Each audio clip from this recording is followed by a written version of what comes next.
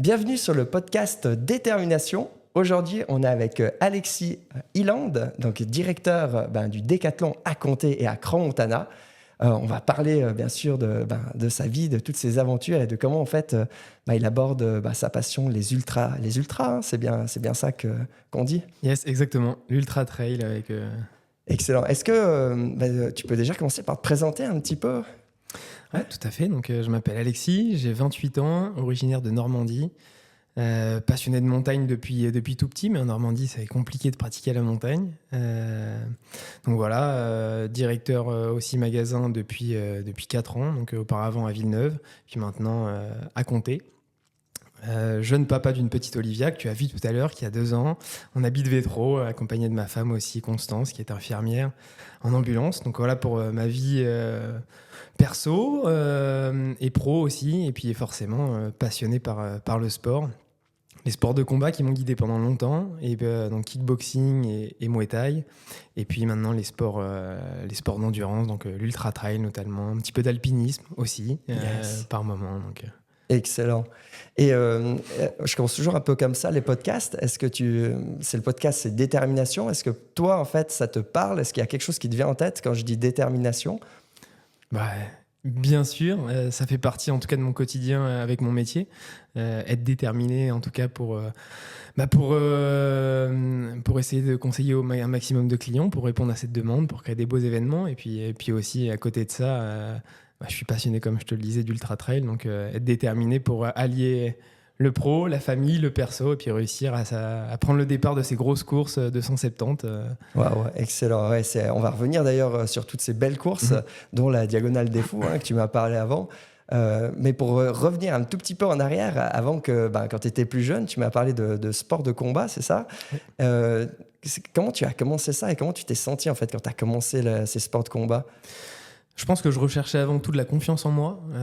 Ça m'en a apporté énormément. Donc voilà, j'ai été tapé à une salle, à la porte d'une salle. Donc c'était à Dreux, puis à Évreux par la suite. Et puis j'ai rencontré des super coachs qui ont pu me propulser vers de la compétition.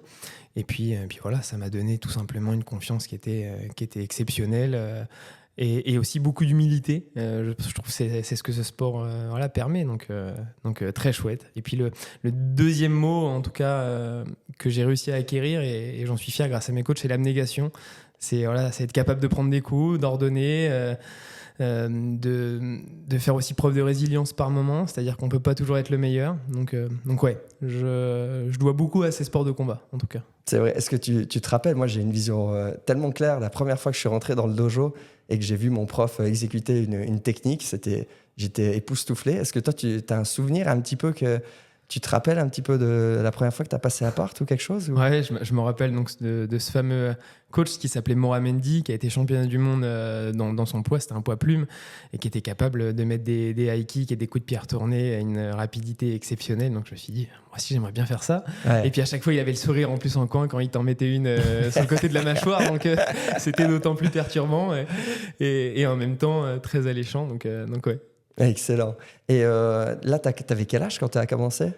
J'avais 17 ans et puis j'ai arrêté la compétition autour de 24-25 ans. Mais c'est vrai que ça a été très vite. Je me suis laissé au final happer par cette envie en fait, d'aller découvrir l'autre sur un ring. Parce que pareil, faire ses premiers pas sur un ring, c'est un peu impressionnant quand on te regarde. Donc j'ai fait quelques galas, quelques moments comme ça qui m'ont donné pas mal de confiance. J'ai perdu, j'ai gagné, donc très chouette. C'est fou, au moment où tu passes les cordes du ring, la première fois que j'ai passé aussi les cordes du ring, c'est une sensation qui est un petit peu bizarre. Bizarre. En fait, tu as des gens qui sont là pour te regarder, entre guillemets, te battre en fait, contre quelqu'un. Bien sûr. Mais en fait, ce quelqu'un, c'est surtout toi mentalement, j'imagine. Ouais. Tu passes sa corde, est-ce que tu avais ces moments de frisson un petit peu? Est-ce que tu as les moments d'attente aussi dans le vestiaire? Bien sûr. Ouais. Ce que j'ai beaucoup aimé, tu vois, dans ce côté où tu rentres sur le ring, c'est que tu arrives à rentrer dans une bulle. Et en fait, tu es livré à toi-même. Tu es responsable de tes faits, de tes gestes. Et ouais, je me souviens vraiment de ces moments de solitude, mais au final, ces moments miroirs que tu fais face à toi, puis face à un adversaire aussi. Parce que ce que tu lui donnes, il est capable de te le rendre. Ouais, c'est vrai. Donc ouais. vraiment. Et au moment où tu es dans l'attente de passer sur le combat, dans le vestiaire, qu'est-ce qui se passait dans ta tête? Tu te rappelles un petit peu? Ouais, je me rappelle que j'avais touché du doigt un petit peu la préparation mentale. Alors j'étais très jeune, Excellent. mais voilà, mon coach me faisait beaucoup d'exercices de respiration, notamment des exercices de focus sur des pensées positives, mais aussi des pensées assez déterminantes pour arriver à des objectifs. Donc c'est bien beau de vouloir monter sur un ring, mais j'ai toujours quand même été animé par l'objectif. Y aller pour une raison de gagner, une raison de tenir un maximum de rounds, une raison de créer de nouvelles techniques peut-être, mais voilà, fallait qu'il y ait un objectif et l'objectif m'a souvent animé, en tout cas. Excellent. Donc, tu tenais à ton objectif et c'est là que tu t'accrochais pendant que Ouais. tu avais l'attente. Ouais. Parce que quand je me rappelle, moi, par exemple, quand j'étais dans le vestiaire, je voyais les gens de mon vestiaire qui revenaient tout cassés. Et je sais pas si toi, tu avais aussi ça des fois, mais et après, tu sais que c'est à ton tour d'aller. Bien sûr. Hein, c'est quand même... c'est des moments qui sont gravés, en fait. Hein. Et est-ce que tu as toujours gardé la confiance? Est-ce qu'il y a des moments où tu as douté un petit peu Ouais. ou... Je pense qu'à chaque...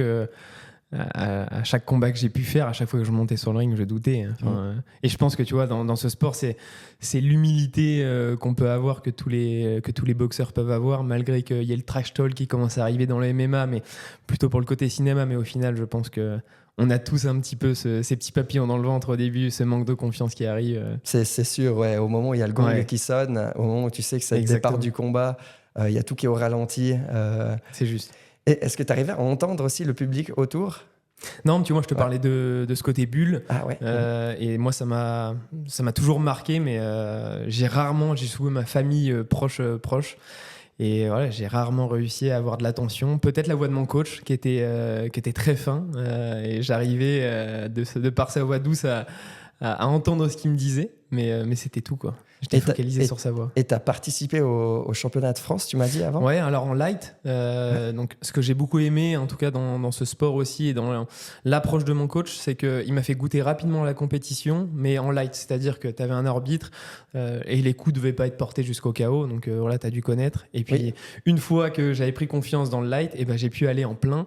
Et puis voilà, commencer à aller dans du KO. Mais ça m'a demandé un peu plus de temps et c'était plus sur la fin. Donc c'est ce que j'ai beaucoup aimé, ce côté escalier un petit peu pédagogique, en mode voilà, c'est accessible à tout le monde au final. Et c'est vrai qu'après, dans la vie de tous les jours, en fait, on relativise pas mal de choses une fois qu'on a vécu ce genre d'expérience. Enfin, je sais pas si pour toi c'est un peu la même chose. Plus serein en fait. Les situations stressantes, on se fait moins prendre dedans parce que, enfin, je sais pas si toi tu ressens aussi un petit peu ça. Bien sûr, mais moi je me suis toujours dit que chaque discipline sportive, elle t'apporte quelque chose. J'étais une période de ma vie où j'avais besoin de prendre de la confiance dans ce que je voulais faire. Les sports de combat m'ont donné énormément de confiance. Puis après, je me suis orienté sur autre chose. J'avais besoin peut-être de m'organiser mieux dans ma vie, d'essayer d'aller chercher des challenges qui me demandaient un peu plus d'énergie, en tout cas où j'allais vraiment puiser au plus profond de moi-même. Donc c'est pour ça que je me suis mis à des sports d'endurance, des sports un petit peu d'alpinisme, où j'avais vraiment besoin de me préparer, de m'organiser, mais différemment. Tu vois, c'était une approche vraiment différente. Il y a les sports collectifs qui te permettent de fédérer autour de toi, de créer des moments bien différents. Donc je trouve que chaque sport t'apporte une petite chose, ça vient polir la pierre qu'on a tous à l'intérieur de nous, quoi. Ouais, super intéressant. Et puis c'est là que tu as commencé justement les ultras. C'est comment que tu t'es dit d'un coup, je passe du sport de combat à l'ultra? C'est quoi qui est... Enfin, pas de l'ultra, du trail, ou je sais pas comment ma première course, en tout cas, c'était le trail des Aiguilles Rouges à Chamonix, 50 km et 3000 mètres de dénivelé, quelque chose comme ça, où je me suis dit, bon, je fais de la boxe, et t'as quand même l'impression que tu te dis, bon, quand tu montes sur un ring, tu peux tout faire. Bon, alors je me suis un peu cassé le nez quand même, parce que j'étais sportif, mais pas préparé pour faire ce genre de course. Wow. Donc, j'ai eu rupture du plateau tibial, des épanchements, toutes ces choses-là. Non, après combien de temps de la course? En fait, après, je suis allé au bout de la course, j'ai serré les dents toute la course et je me suis dit, bon, ok, je rencontre une nouvelle difficulté, un sport que je pensais assez facile et au final ne l'est pas du tout. Donc, il va falloir que j'apprenne ce sport, que j'apprenne à courir parce que courir, c'est pas tout à fait inné au final. Donc voilà, j'ai réappris. Après, les blessures aussi, ça permet d'apprendre et c'est ce que j'ai aimé dans ce sport, mais ça m'a demandé quand même pas mal de temps. Ouais, je pense, mais ça aurait pu même te dégoûter en fait de faire ça. Et toi, Ouais. t'as quand même cherché le côté challenge. C'est pas, ou bien, enfin, peut-être, c'est un peu ça que tu t'es dit. Je peux pas rester là-dessus. Faut que je fasse quelque chose. En soi, ça m'a vraiment intrigué. Je me suis vraiment heurté à un mur. Je me suis dit, j'arrive à monter sur un mur, à affronter des gars, et puis j'arrive pas à faire une course de 50 km en montagne. Donc je me suis vraiment dit, il faut que je me renseigne sur ce sport. Et ce sport me passionne. J'ai ressenti que j'avais réussi à repousser mes limites sur plus d'une journée. Et après, je me suis renseigné. Je me suis dit qu'il y avait des choses encore plus folles qui existaient. Donc, ok, le corps n'a que besoin d'être préparé pour réussir à faire ça au final.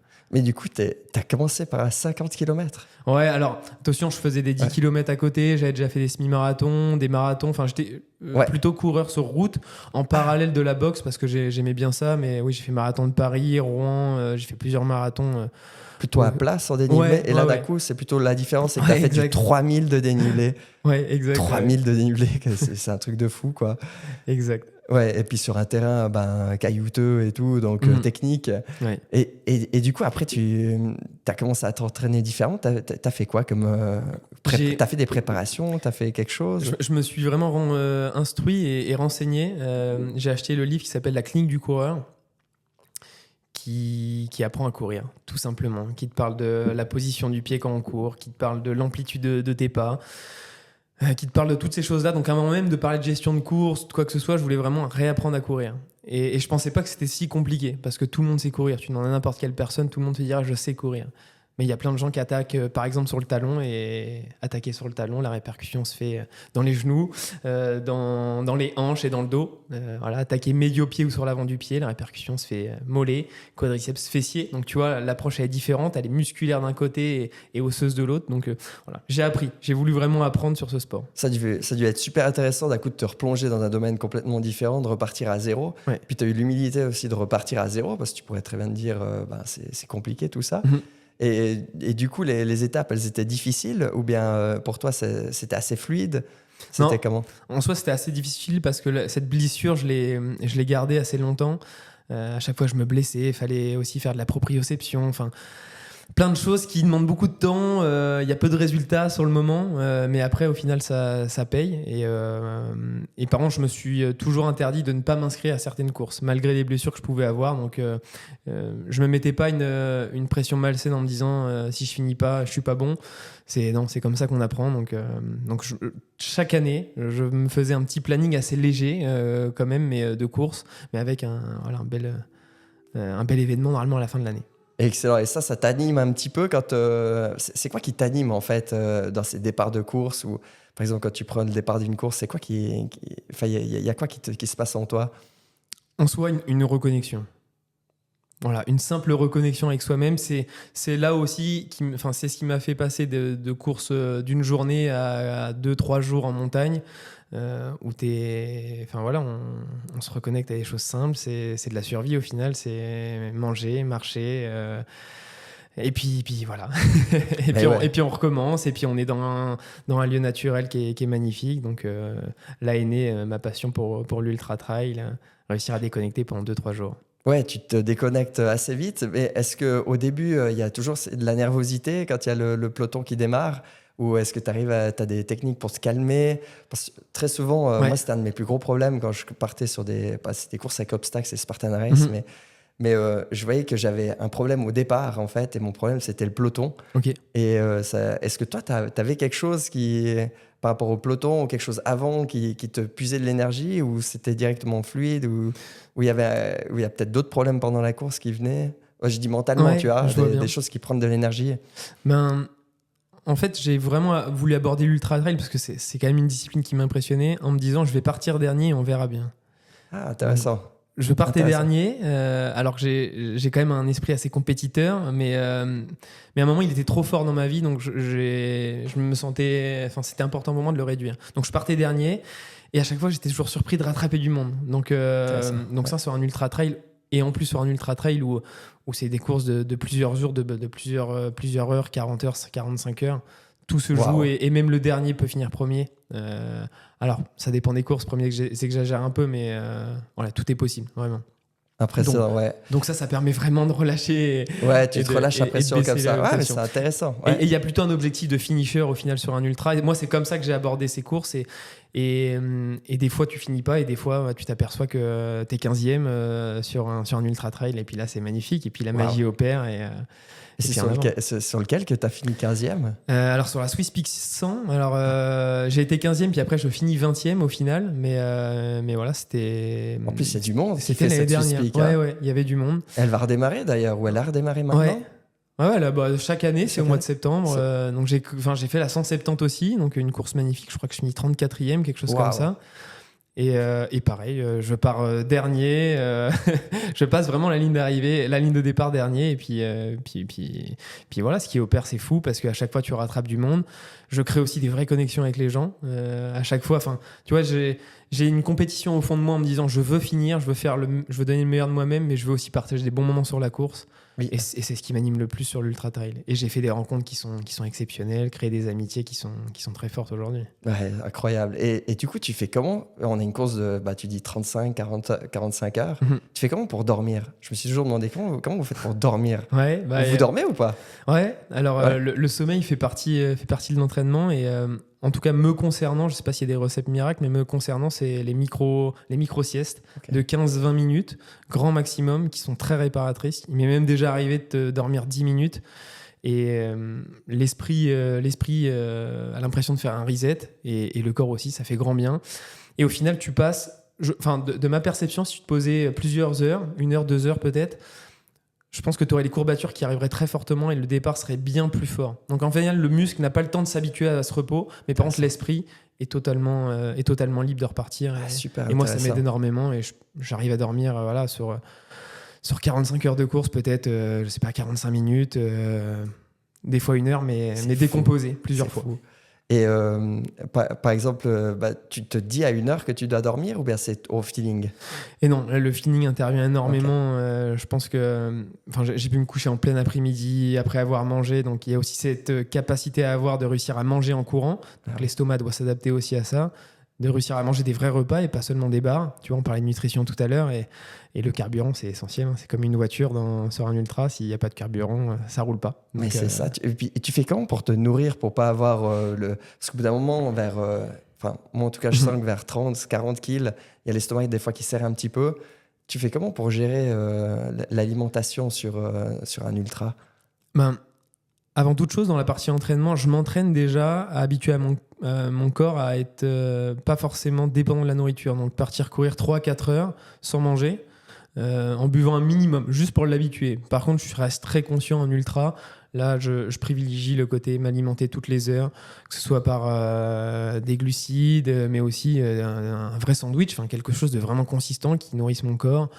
Des protéines, toutes ces petites choses, mais j'essaie de rester sur des repas assez basiques au final, et ça va très bien. Ok, super intéressant. Donc tu t'entraînes en fait à pas trop nourrir ton corps pendant les entraînements, sorti de 2 heures sans trop manger, c'est ça? Ouais. Et après, pendant les courses, tu t'alimentes quand même un petit peu au bout de 2-3 heures ou tu raccourcis tes rythmes? Toutes les heures. Je m'alimente vraiment toutes les heures. Toutes les heures. J'essaie de manger toutes les heures, à chaque ravito. Tu vois, c'est paradoxal, mais sur la Swiss Peak, au 20e kilomètre, j'ai été capable de m'arrêter, de manger une raclette. Non, ok. Si, parce que... Ouais. Et tu vois, c'est ce qui est magnifique notamment... Ce que j'aime beaucoup dans les courses de la Swiss Peak, c'est que t'as des ravitaux qui sont exceptionnels. Il y a une croûte aux champignons, il y a la raclette. C'est magnifique. Et c'est ça aussi l'ultra, c'est réussir à prendre le temps par moment de bien manger. Alors tu manges pas en grosse quantité forcément. Oui. Mais par contre, à l'esprit, bon sang que ça fait du bien. Ouais, ça redonne du Bien pep sûr. à l'esprit et tout. Et est-ce qu'il y a des moments pendant ces 45 heures, par exemple, de la Swiss Peak, ou 30, je sais pas combien de temps t'as fait? T'as fait combien de temps là? Sur la 170, Ouais. Je crois que c'était 48 heures. Wow, et puis la 100, je crois que c'était 19 heures. J'ai une très mauvaise mémoire, mais quelque chose comme ça. Ok, impressionnant. Mais du coup, pendant ces heures-là, est-ce que tu as des moments où, je pense que tu passes par tous les états d'esprit, Ouais. il y a des moments down, des moments up, ou bien comment ça se passe chez toi? Il y a 2 phases, forcément 2 phases extrêmes que je vais te partager. La première, c'est les moments durs, donc down, où en fait j'ai vite appris que tout était cyclique. Donc quand le pire était en face de toi, le mieux était à venir. Il faut juste être patient. Donc, je pense que je te parlais avant de résilience, d'abnégation. Là, c'est plutôt la patience que j'ai réussi à découvrir avec l'Ultra Trail. Donc ça, c'est chouette. Il faut juste être patient, attendre, et ralentir le rythme, être capable de se poser et de se dire que ça ira forcément mieux. Donc, il y a quand même un mindset très motivant que tu dois garder. Et puis, la deuxième chose qui m'est arrivée, c'est l'adrénaline de fin de course. Ok. J'arrive pas à expliquer ça. Et là, je pense que c'est vraiment l'hormone de l'adrénaline. C'est-à-dire que je suis capable de doubler mon rythme sur les 5-10 derniers kilomètres, alors qu'avant, il était compliqué de marcher pour moi. Et là, je suis capable de passer, enfin vraiment de courir, je sais pas, à 15 km/h à la fin d'un ultra-trail. Alors qu'en milieu de course, j'arrivais même pas à faire des grands pas, tu vois, parce que... Donc, assez compliqué à expliquer, le corps en fait, qui réalise que ça y est, c'est la ligne d'arrivée, le plus dur est fait, et il te donne une énergie qui est au final de l'adrénaline, c'est tout. Ok, mais super intéressant. Je me demandais justement ça, en fait. Et donc, toi, tu mets le doigt dessus. Donc, l'adrénaline qui te pousse à la fin à accélérer. Et puis, et c'est fou parce que je pense que ton corps, il met de l'adrénaline et il arrive à retrouver des ressources Ouais. alors qu'on pense qu'on est cuit. Ouais. Mais ça, c'est incroyable ce qui se passe. Ça, c'est que dans des ultras ou des choses comme ça qu'on peut aller découvrir ce genre de choses. Juste pour revenir, à un moment donné, il y a le mur. Je ne sais pas si ça te parle un petit peu. Et tu dis d'être patient, c'est un petit peu ça. C'est un peu par rapport au mur, comme on appelle le mur, ou bien c'est... Parce que moi, je fais pas je fais plutôt des 50 comme ça, mais à un moment donné, je sens qu'il y a un gros moment où il y a une grosse chute de jambes. Enfin, il y a un peu de tout qui chute. Ouais. Et après, ça redémarre. Mais j'arrive pas à expliquer. Est-ce que toi, ça te parle un petit peu ça? Ouais, alors je pense que tu vois, ce mur, on l'a tous. Il y a ce fameux mur au 30e kilomètre sur un marathon qui arrive parce que tu as quasiment fait les 3/4 de la course et ça devient très compliqué. Après, ce mur, du coup, il se prépare et il arrive surtout pour les gens qui partent très très fort et qui donnent tout sur le début et qui ne pensent pas à la fin. Et au final, si tu es capable de le préparer, c'est pour ça que moi, je suis vraiment partisan de me dire... Je me réserve sur le début, une bonne gestion de course sur le début. Et en gros, je soigne mon entrée, je soigne ma sortie. Et puis au milieu, on verra comment ça se passe. Mais ouais, c'est plutôt comme ça que je l'aborde. Et puis quoi qu'il arrive, il arrive. C'est certain, il faut juste faire en sorte que quand il arrive, ça soit au minimum, il fasse un minimum de dégâts. Mais il arrive chez tout le monde, c'est sûr. Okay, une belle mentalité en tout cas pour passer au-dessus de ça, quoi. Bravo. Et est-ce que tu fais de la respiration pendant ta course quand tu sens que ça va un petit peu moins mal, tu as des petits conseils ou des choses comme ça? Ou est-ce que tu te dis peut-être mentalement des phrases ou tu as des images qui te viennent en tête, la visualisation pour tenir jusqu'à la fin? C'est comment que ça se passe dans ta tête? Après, forcément, je pense qu'on se rattache à tout ce qui est le plus important dans notre vie. Donc là, la famille, pour moi, arrive. J'ai des images de mes parents, de ma femme, de ma fille, et puis tout de suite, ça te redonne un vrai coup d'énergie. C'est vrai que sur tous mes ultras, j'écoute jamais de musique, donc je m'interdis de le faire pour rester connecté à moi-même, aux autres et puis à la nature. Par moments, des fois, c'est un peu long, donc il faut savoir vraiment occuper son esprit, et je pense que c'est quelque chose aussi qui doit être travaillé. C'est comment j'occupe mon esprit dans les temps forts, où je me sens en pleine énergie, et comment j'arrive à occuper mon esprit dans les moments qui vont être très durs, dans les moments de doute. Et souvent, j'ai déjà aussi passé des coups de téléphone à des personnes qui, je sais, vont avoir les bons mots pendant peut-être 1 minute et me redonner une énergie qui est assez folle. Et c'est là où, au final, tu te dis, tout est dans la tête, quoi. Enfin, la préparation est énorme, mais tu vois, ce qui me plaît énormément dans l'Ultra Trail, c'est que malgré ma vie, des fois très forte professionnellement, avec la famille, si tu es bien préparé mentalement et un minimum physiquement, tu arrives à t'aligner sur une course et puis à la finir. Donc... Ouais, c'est beau, c'est beau. Chouette. Et quand tu t'organises en fait d'un coup pour... tu m'as dit que tu avais fait une grande course, si on peut en parler un peu de la Diagonale des Fous. Oui. C'est quoi un peu... Tu te prépares comment en fait avant? Puis après, comment ça se passe quand tu prends l'avion, quand tu arrives là-bas? Enfin, un petit peu ton cheminement, un peu quand tu fais une grande course. Comment est-ce que tu opères tout ça? C'est un vrai choix déjà familial, tu vois, parce que t'emmènes toute ta famille, c'est tes vacances, donc on part en vacances pour faire ta course. Donc déjà, j'ai forcément beaucoup de respect pour ma famille qui me suit, ma femme, ma fille. Et puis dans le côté entraînement, moi, je me suis toujours préparé en me disant que je dois faire un maximum de volume en termes de dénivelé. Donc, j'ai pas de plan d'entraînement ou quoi que ce soit, mais par contre, je me dis, je dois être capable de faire 2000, 3000 mètres de dénivelé par semaine. au rythme qui sera le mien parce que j'ai pas envie de m'imposer un rythme ni un plan d'entraînement, et puis après on avance et on y va, et puis le jour de la course forcément tu prends l'avion, donc t'emmènes toute la famille, et puis après voilà, il s'agit de s'imprégner un peu des lieux. J'aime bien aller faire quelques reconnaissances mais pas trop sur le parcours, et puis après voilà, l'attente. Souvent la Diagonale des Fous, c'est un départ à 22h. Ce que j'aime énormément dans cette course, c'est qu'elle est mythique parce que sur 7 km, tu as 7 km toute la population qui descend. C'est un événement national et qui t'encourage. Et pendant 7 km, tu as des applaudissements, des encouragements. Wow. Et puis ça, tu as des frissons, quoi. Et après, tu pars dans le cœur de l'île. Wow. Mais voilà, c'est une énergie qui est... L'émotion, elle est très forte. Ouais. Elle est vraiment très forte. Et tu m'as parlé pour l'entraînement, tu faisais 2000 à 3000 mètres de dénivelé, en fait, c'est ça, par semaine? Oui. Alors, par moment, mais tu vois, ça peut être peut-être fractionné par 3 ou par 4. Donc, tu vas faire 1000 mètres et puis tu redescends. Donc, une montée, une descente. Puis, forcément, après, tu le connais, quand tu as des enfants, tu dois adapter ton programme. Donc, des fois, je le faisais avec ma fille. J'ai acheté cette fameuse remorque culée où tu peux faire du ski de rando aussi, parce que c'est un sport que tu peux pas forcément pratiquer toute l'année. C'est un sport aussi assez traumatisant pour les articulations. Donc voilà, l'hiver, je me mets au ski de rando, je fais du home trainer, je fais aussi un peu de vélo. Donc voilà, j'essaie de combiner tout ça.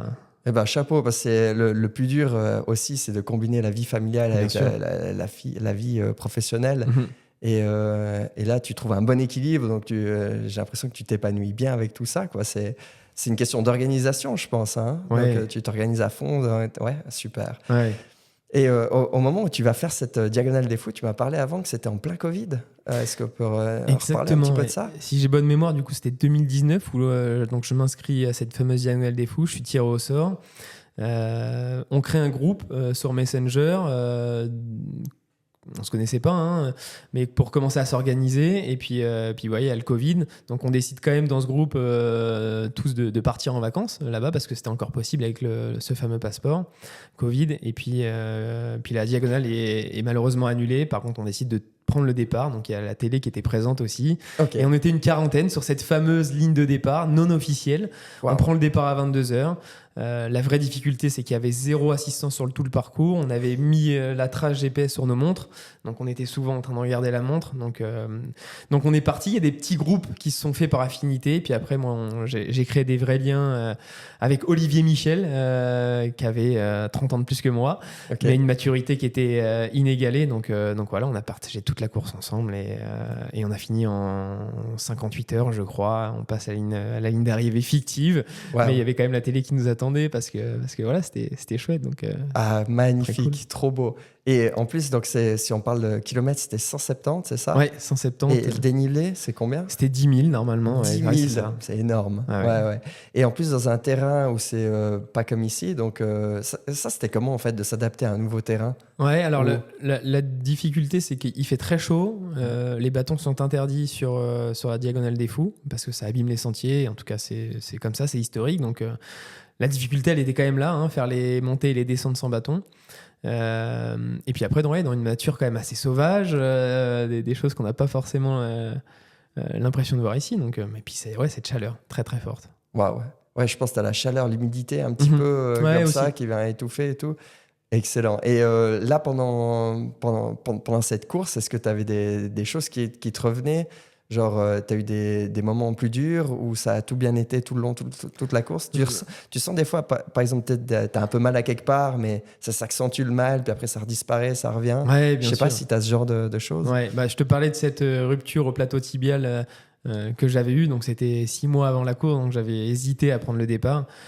Et puis au final, j'ai diminué mon amplitude de pas, diminué mon rythme, et voilà, j'ai réussi à faire la course. Mais bien sûr, pendant la course, des fois, t'as des mots qui commencent à arriver par endroits. Et puis voilà, faut trouver une position différente, marcher différemment, courir différemment. Et puis tu te rends compte que ça passe à un moment, mais il faut accepter. La blessure est... Ouais, c'est ça, accepter l'acceptance que ça fait mal, mais que tu arrives à passer par-dessus, quoi.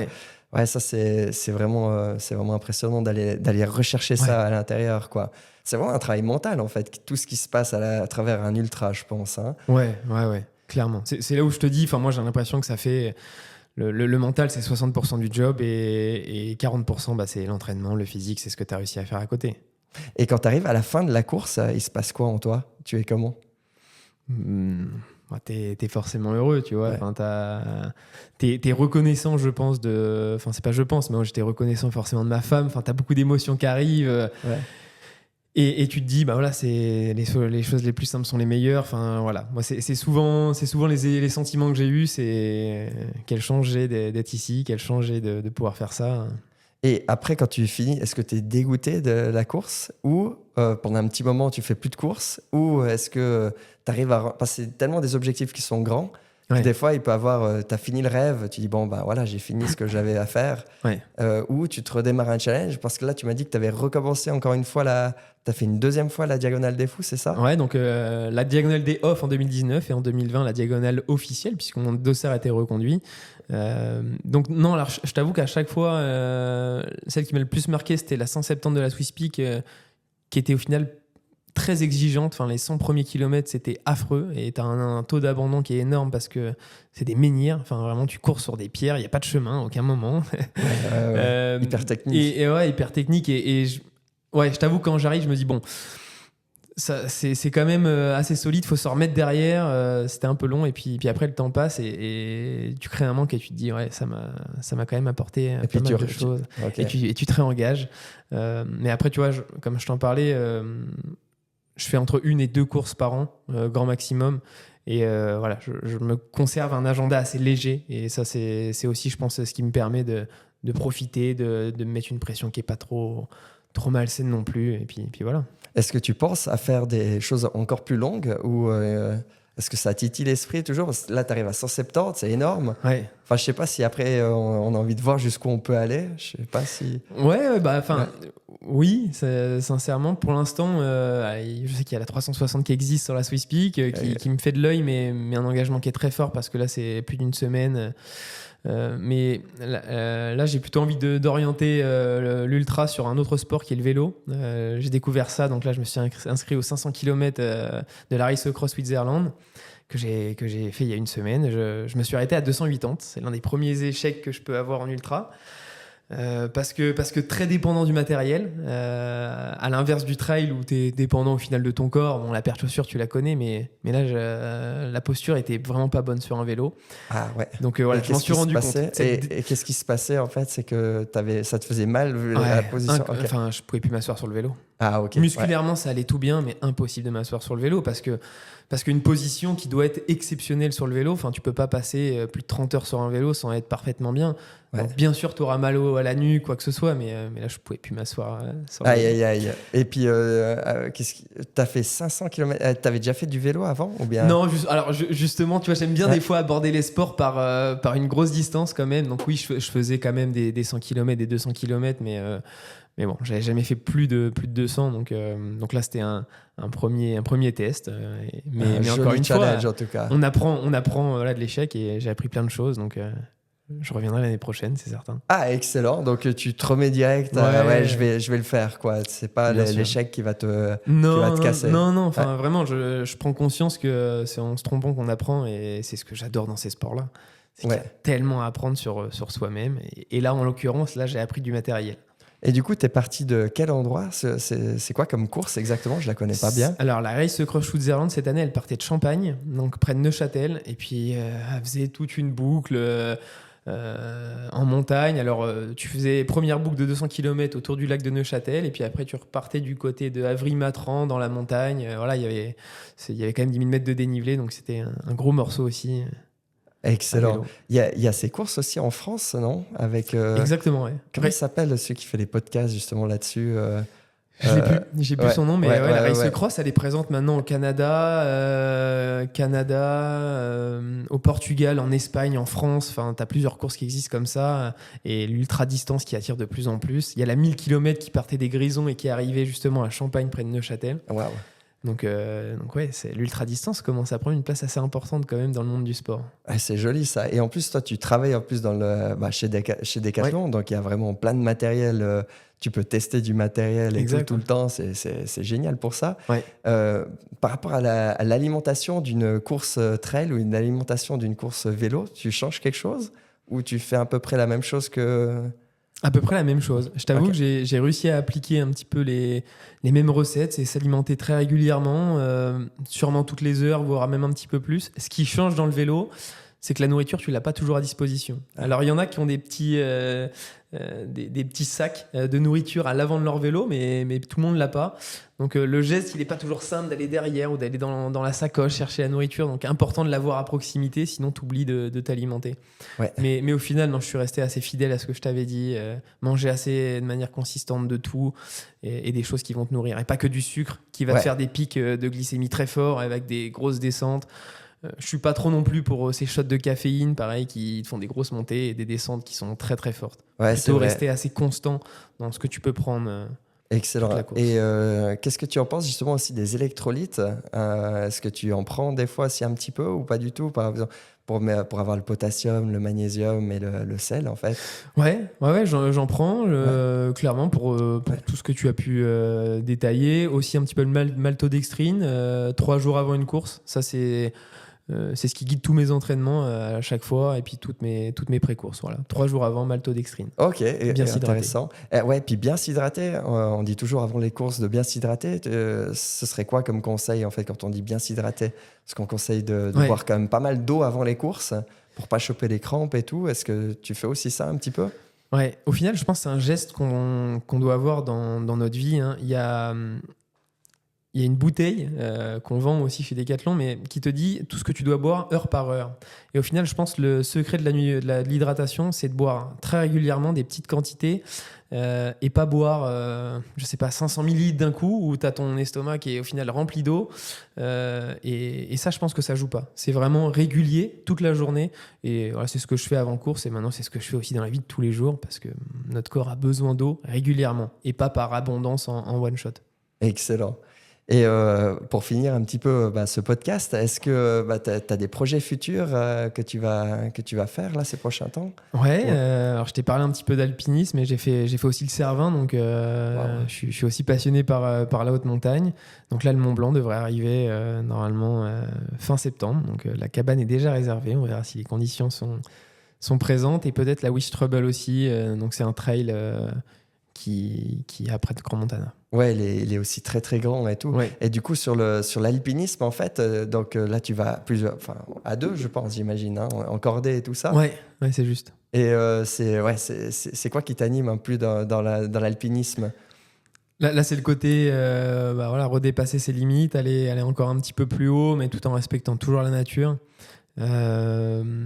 Cette ambiance de montagne qui est parfois hostile, vraiment, dans des cabanes où forcément tu as tous les alpinistes qui vont prendre leur sortie, il y a forcément des risques, mais voilà, il y a une beauté du paysage qui est inégalée, il y a cette chance de pouvoir aller là-haut puis de redescendre, donc ouais, c'est ce qui m'attire sur les sommets. Super. En tout cas, merci beaucoup Alexis, hein. J'espère que ça vous a tous plu et tous inspiré à essayer des choses dans votre vie.